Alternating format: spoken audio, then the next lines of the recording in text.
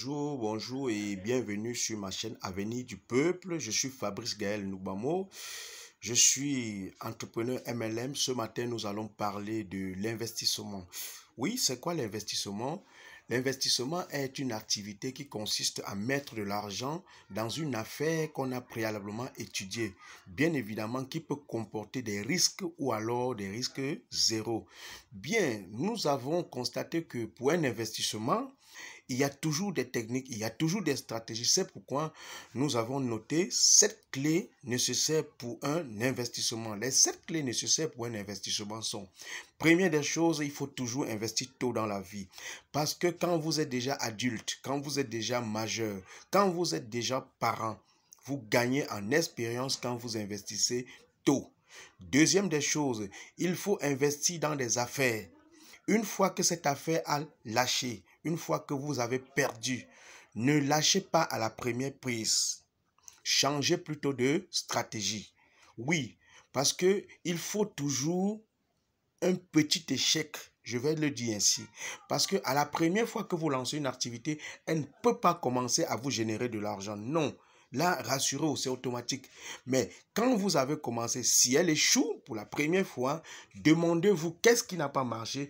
Posez-vous la question de savoir qu'est-ce qui n'a pas marché et changez plutôt de stratégie.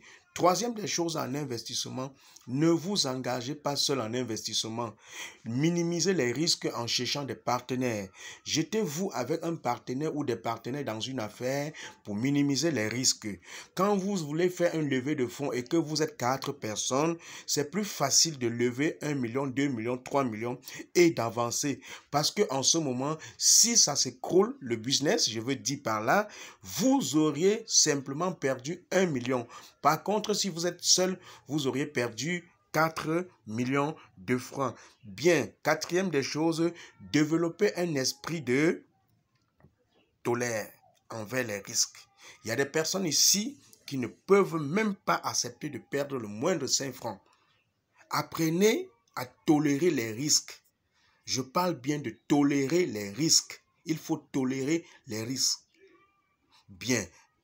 Cinquièmement, nous allons parler, avant d'investir dans une affaire, investissez d'abord le temps. Le temps est l'élément essentiel qui couvre et qui couronne une activité. Quand on mise, quand on veut gagner, quand on veut développer et quand on veut prospérer, investissez d'abord votre temps dans une affaire. En investissant votre temps dans une affaire, vous allez finalement comprendre l'affaire et vous allez investir et votre énergie physique et votre argent. Bien, cinquièmement, nous allons parler de la diversité des investissements. Si vous avez une activité qui vous génère déjà de l'argent, pensez à diversifier. Pensez à diversifier. Parce qu'une seule source de revenus ne nous suffit pas et ne nous suffira jamais. Parce qu'au quotidien, nous avons plusieurs sources de dépenses. Pourquoi ne pas avoir plusieurs sources de revenus? Pensons à diversifier. Bien, septièmement, nous allons parler quand est-ce qu'il faut fuir un business. Il y a des personnes qui continuent et qui persévèrent dans une activité malgré les difficultés de cette activité. Apprenez à fuir les business. Apprenez à quitter un business quand ça ne tourne plus. Et ce n'est pas tous les business qui vont tourner en votre faveur et à tout moment. Non. Apprenez à voir le mal à distance, comme on le dit souvent au quartier. Et je vais dire en 8, le business n'est pas un automatisme. Ce n'est pas parce que vous avez mis votre argent qu'automatiquement vous allez gagner. Non, détrompez-vous. Certaines personnes se disent, ok, je vais mettre de l'argent dans ce business, ça va me générer de l'argent. Non, non, c'est faux. Ça ne se passe pas comme ça. Si vous voulez investir, étudiez au préalable le domaine dans lequel vous voulez investir. Apprenez. Disposez-vous. Investissez sur vous. Et vous verrez que les résultats seront impeccables. Je vais donner ceci en conclusion. Un vrai lâche est celui qui reste dans une affaire de peur de ce que diront les gens s'ils abandonnent. Oui, l'orgueil.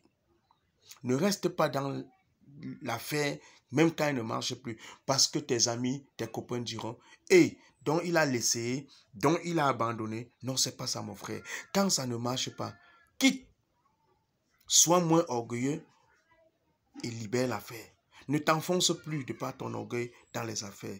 D'ici à là, je vous souhaite un excellent début de semaine. Ciao, ciao.